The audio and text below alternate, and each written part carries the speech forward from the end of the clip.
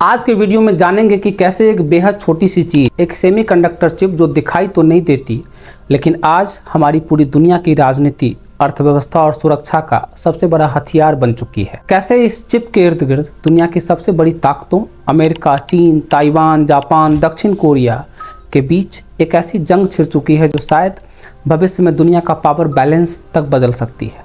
कैसे चिप आपके स्मार्टफोन से लेकर आपकी कार, आपके लैपटॉप, हवाई जहाज, यहाँ तक कि एडवांस मिलिट्री सिस्टम्स और मिसाइलों तक का भी असली दिमाग है। और अब इस ग्लोबल रेस में भारत भी अपनी एंट्री ले चुका है। Now the global semiconductor race has just heated up. While the world is talking about the chip war between US and China, it is India which is pitching itself as the next big semiconductor hub. लेकिन सवाल यह है कि क्या हम बहुत देर से इस मैदान में उतरे हैं? क्या भारत इस सेमीकंडक्टर वार में अपनी जगह बना सकता है? क्या हम वो तकनीकी आत्मनिर्भरता हासिल कर सकते हैं जिसकी आज हमें सबसे ज़्यादा ज़रूरत है, या फिर यह सपना आने वाले वर्षों में अधूरा ही रह जाएगा? और सबसे बड़ा सवाल कि इस चिप वार में दुनिया के राजनीतिक समीकरणों और पावर बैलेंस पर कितना बड़ा असर पड़ेगा? आने वाले सालों में किन देशों की ताकतें बढ़ेंगी और किन की घटेंगी, पूरा समझेंगे आज के इस वीडियो में। सेमीकंडक्टर चिप आखिर है क्या? एक ऐसी बेहद बारीक इलेक्ट्रॉनिक सर्किट जो सिलिकॉन नाम के एक खास मटेरियल से बनती है, जो दिखती तो है एक छोटी सी चिप लेकिन असल में ये हर आधुनिक डिवाइस का दिमाग होती है। आप जो स्मार्टफोन अपने हाथ में पकड़ते हैं उसका प्रोसेसर इसी चिप से चलता है। आपकी कार का इंजन का कंट्रोलर इसी चिप से कंट्रोल होता है। आपके कंप्यूटर का CPU और GPU, हवाई जहाज़ों के नेविगेशन सिस्टम और आपके देश के आधुनिक मिसाइलों के गाइडेंस सिस्टम, सब कुछ इसी चिप के ऊपर डिपेंड करता है। अगर ये चिप्स ना हो तो आज की दुनिया की आधुनिक मशीनें बस एक झटके में रुक जाएंगी। अब एक इंटरेस्टिंग फैक्ट, हर साल दुनिया भर में बनने वाले सेमीकंडक्टर चिप्स का कारोबार करीब 600 से 700 अरब डॉलर का है और एक्सपर्ट्स का मानना है कि साल 2030 तक ये बाजार करीब $1 ट्रिलियन से भी बड़ा हो जाएगा। यानी आने वाले वक्त में दुनिया का सबसे कीमती संसाधन शायद तेल या सोना नहीं बल्कि एक छोटी सी सेमीकंडक्टर चिप होगी। तो अब सवाल उठता है कि इतनी अहमियत, इतनी अहम चीज़ आखिर बनती कहाँ है? दुनिया के सबसे एडवांस सेमीकंडक्टर चिप्स ताइवान में बनती हैं। ताइवान सेमीकंडक्टर मैन्युफैक्चरिंग कंपनी यानी TSMC। About 80%, 82% of the world's semiconductors are built in Asia, right? Not only in Taiwan, but Korea, China, Japan. And of the leading edge semiconductors, over half of it is simply in Taiwan. अकेली ये company दुनिया की 50% से भी ज़्यादा सबसे advance chips बनाती है। दक्षिण कोरिया में सैमसंग इलेक्ट्रॉनिक्स भी इस रेस में काफ़ी आगे है। अमेरिका डिज़ाइन के मामले में दुनिया का लीडर है, पर चिप्स का असली निर्माण आज भी ताइवान और दक्षिण कोरिया में ही होता है। चीन इस होड़ में अभी काफ़ी पीछे है लेकिन तेज़ी से अपनी पकड़ मजबूत करने की कोशिश कर रहा है और यहीं से असली ग्लोबल चिप वार की शुरुआत होती है। US President Donald Trump says he'll announce a new wave of tariffs over the next week in a move that could further strain global trade relations. The tariffs are expected to target imported semiconductors. America नहीं चाहता कि चीन advance semiconductor chips बनाने में super power बन जाए, इसलिए America ने सख्त एक्सपोर्ट रिस्ट्रिक्शंस लगा दी हैं ताकि एडवांस चिप बनाने वाली तकनीक और सबसे महत्वपूर्ण मशीनें चीन के हाथ न लग सके। यही वजह है कि आज सेमीकंडक्टर इंडस्ट्री एक नए किस्म का टेक्नोलॉजिकल कोल्ड वार में फंसी हुई दिखती है। अब आप सोच रहे होंगे कि इतनी बड़ी बात आखिर इतनी चर्चा में क्यों आ गई अचानक से? तो इसके पीछे का सबसे बड़ा कारण है हाल की सप्लाई चेन क्राइसिस। कोविड के दौरान जब दुनिया भर में लॉकडाउन लगे तब चिप बनाने वाली फैक्ट्रीज भी बंद हो गई। नतीजा ये हुआ कि ऑटोमोबाइल से लेकर के इलेक्ट्रॉनिक्स कंपनियां तक सभी को चिप्स की भारी किल्लत का सामना करना पड़ा। कार कंपनियों को अपने प्रोडक्शन लाइन रोकनी पड़ी। स्मार्टफोन और लैपटॉप जैसे प्रोडक्ट्स की कीमतें अचानक बढ़ गई। यहाँ तक कि कई देशों में जरूरी रक्षा उपकरणों और हेल्थ केयर डिवाइसेस तक के लिए चिप्स की कमी साफ महसूस की गई। तभी दुनिया भर की सरकारों को ये बात साफ समझ आ गई कि सेमीकंडक्टर इंडस्ट्री सिर्फ एक बिजनेस नहीं बल्कि यह अब राष्ट्रीय सुरक्षा से जुड़ा हुआ एक रणनीतिक क्षेत्र बन चुका है और सरकारों को अब इस क्षेत्र में भी ध्यान देने की ज़रूरत है। India wants to be a semiconductor powerhouse. तो अब बात करते हैं भारत की कि भारत में इस सेमीकंडक्टर इंडस्ट्री का क्या स्टेटस है, क्या प्रोग्रेस है, क्या हम कभी इस रेस में आगे आ पाएँ। भारत में अब तक कोई भी एडवांस सेमीकंडक्टर फैक्ट्री नहीं थी। देश इस ग्लोबल चिप रेस में काफ़ी पीछे था। इसकी एक बड़ी वजह यह भी थी कि चिप मैन्युफैक्चरिंग एक बहुत महंगी और हाईटेक इंडस्ट्री है जहां शुरुआत में ही अरबों डॉलर का इन्वेस्टमेंट चाहिए होता है और बहुत एडवांस टेक्नोलॉजी और स्किल्स भी चाहिए होती हैं।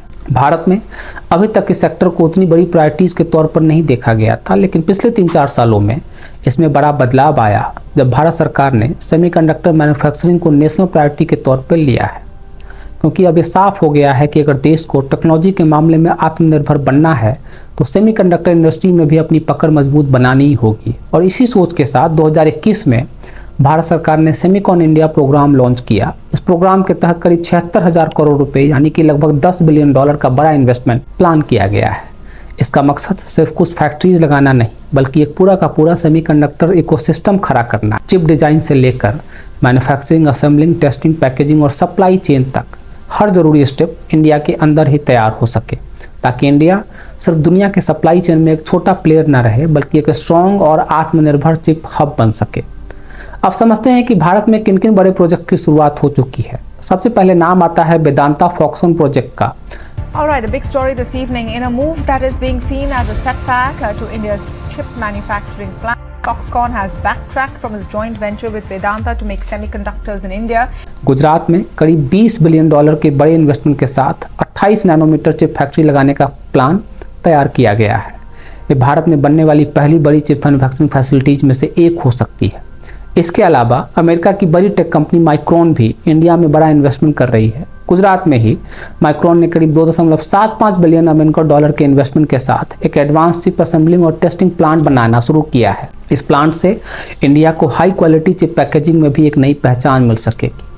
टाटा ग्रुप की कंपनी भी इस मामले में पीछे नहीं है। India starts to flex its muscles in the global semiconductor market. India's Tata Group will begin producing semiconductors in the country. Tata electronics भी इस रेस में तेजी से आगे बढ़ रही है। उन्होंने कर्नाटक और ओडिशा में सेमीकंडक्टर फैक्ट्री और ATMP यानी कि असेंबलिंग, टेस्टिंग, मार्किंग और पैकेजिंग फैसिलिटीज में बड़ा इन्वेस्टमेंट किया जा रहा है। यानी टाटा ग्रुप भी अब इंडिया को एक बड़ा सेमीकंडक्टर मैन्युफैक्चरिंग डेस्टिनेशन बनाने में जुटा हुआ है। इसके अलावा ISMC यानी कि India semiconductor manufacturing company, tower semiconductor और HCL टेक जैसी दूसरी कंपनियां इस इंडस्ट्री में कदम रख चुकी हैं। ये सारे प्रोजेक्ट्स मिलकर के इंडिया में पहली बार एक सीरियस सेमीकंडक्टर मैन्युफैक्चरिंग इकोसिस्टम की शुरुआत कर रहे हैं। यानी अब बात सिर्फ पॉलिसी पेपर्स की नहीं बल्कि ज़मीन पर इंडिया में अब सच में काम शुरू हो चुका है। अब बात करते हैं भारत के मजबूत पक्षों की। सबसे पहली बात कि भारत के पास एक बड़ा घरेलू बाजार है। साल 2024 में भारत का सेमीकंडक्टर बाजार लगभग 30 अरब डॉलर का था और अनुमान है कि 2030 तक ये 110 अरब डॉलर के पार पहुंच सकता है। यानी घरेलू मांग इतनी मजबूत है कि देश में ही एक बड़ा सेमीकंडक्टर इकोसिस्टम खड़ा किया जा सकता है। दूसरी बड़ी ताकत है भारत का बेहतरीन डिजाइन टैलेंट। दुनिया की तमाम बड़ी चिप कंपनियां जैसे कि इंटेल, क्वालकॉम, एनवीडिया, AMD आज भारत में अपने रिसर्च एंड डेवलपमेंट सेंटर्स चला रही हैं। हकीकत यह है कि दुनिया के करीब 20% चिप डिजाइन इंजीनियर्स भारत में काम कर रहे हैं। यानी डिजाइन के मामले में भारत पहले से ही एक ग्लोबल हब बन चुका है। इसके साथ ही सरकार की तरफ से प्रोडक्शन लिंक्ड इंसेंटिव यानी कि PLI स्कीम्स के जरिए इस सेक्टर को मजबूत सपोर्ट मिल रहा है। राज्यों की सरकारें भी अब जमीन, बिजली और दूसरी जरूरी सब्सिडीज इंडस्ट्रीज को उपलब्ध करा रही हैं। यानी भारत के पास अब सही मौका है इस इंडस्ट्री में बड़ा खिलाड़ी बनने का। अब बात करते हैं उन चुनौतियों की जो भारत के सामने इस सेक्टर में खड़ी हैं। सबसे बड़ी चुनौती है तकनीकी अंतर। आज TSMC और सैमसंग जैसी कंपनियां 3 नैनोमीटर और 2 नैनोमीटर जैसी बेहद एडवांस चिप्स बना रही, जबकि भारत का शुरुआती लक्ष्य ही 28 नैनोमीटर या 40 नैनोमीटर चिप्स का निर्माण है। यानी तकनीकी लिहाज से भारत को भी लंबा सफर तय कर। दूसरी चुनौती है इकोसिस्टम्स की कमी। एक आधुनिक चिप फैक्ट्री के लिए बेहद उन्नत केमिकल्स, गैसेज और खास करके फोटोलिथोग्राफी मशीनें जैसे कि ASML और EUV की मशीनें जरूरी होती, लेकिन इनका पूरा सप्लाई इकोसिस्टम अभी भारत में पूरी तरीके से विकसित नहीं हुआ। तीसरी बड़ी चुनौती है स्किल्ड वर्कफोर्स। एडवांस फैक्ट्रीज को चलाने के लिए बेहद प्रशिक्षित इंजीनियर्स और टेक्नीशियंस की जरूरत होती है। इसके लिए भारत में एक मजबूत ट्रेनिंग इकोसिस्टम्स को बनाने की जरूरत है।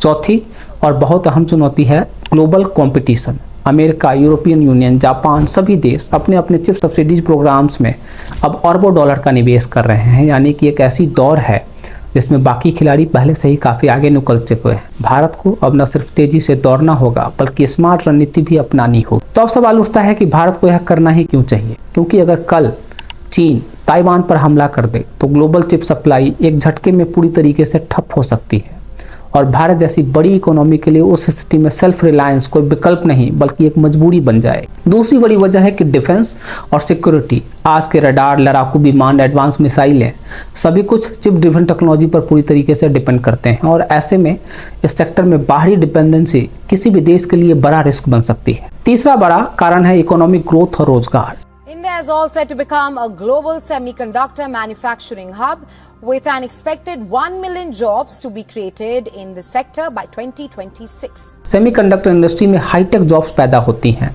एक आधुनिक सेमीकंडक्टर फैक्ट्री करीब 10,000 से भी ज़्यादा डायरेक्ट और इनडायरेक्ट जॉब्स दे सकती हैं और यही जॉब्स इंडिया के टॉप टेक टैलेंट को अपने ही देश में रिटेन करने में मदद करेंगी। चौथा बड़ा मौका है ग्लोबल इन्वेस्टमेंट अट्रैक्ट करने का। भारत का स्टेबल पॉलिटिकल एनवायरनमेंट और China+1 स्ट्रेटजी के चलते आज इंडिया ग्लोबल इन्वेस्टर्स के लिए एक बहुत ही अट्रैक्टिव डेस्टिनेशन बनता जा रहा है। तो अब सबसे बड़ा सवाल यही है कि आगे का रास्ता कैसा दिखता है। एक्सपर्ट्स का मानना है कि अगर इंडिया अगले 5 से 7 सालों में 2 से 3 कमर्शियल चिप फैक्ट्री सेट कर लेता है तो एशिया के टॉप 5 चिप मैन्युफैक्चरिंग देशों में इंडिया का नाम शामिल हो सकता है। लेकिन यहाँ सबसे अहम होगी सही एग्जीक्यूशन।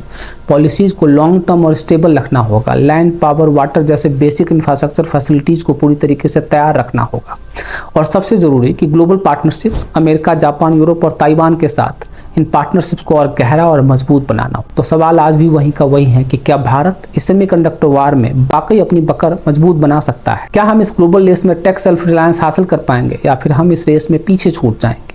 इसका जवाब आने वाले कुछ सालों में ही तय होगा। अब आपकी बारी है, आपकी क्या राय है? क्या भारत के पास यह मौका है? क्या हम इस नई चिप रेस में दुनिया को चौंका सकते हैं?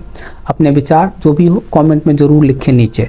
और अगर आपको यह वीडियो पसंद आया है तो इसको लाइक कीजिए, दूसरों के साथ शेयर कीजिए ताकि बाकी लोग भी इसको देख सकें, इसके बारे में जान सकें। और अगर आपने चैनल को सब्सक्राइब नहीं किया है तो इसको सब्सक्राइब करना मत भूलिए। मिलते हैं अगले वीडियो में किसी नई कहानी के साथ, किसी नए विषय के साथ। जय हिंद, नमस्कार।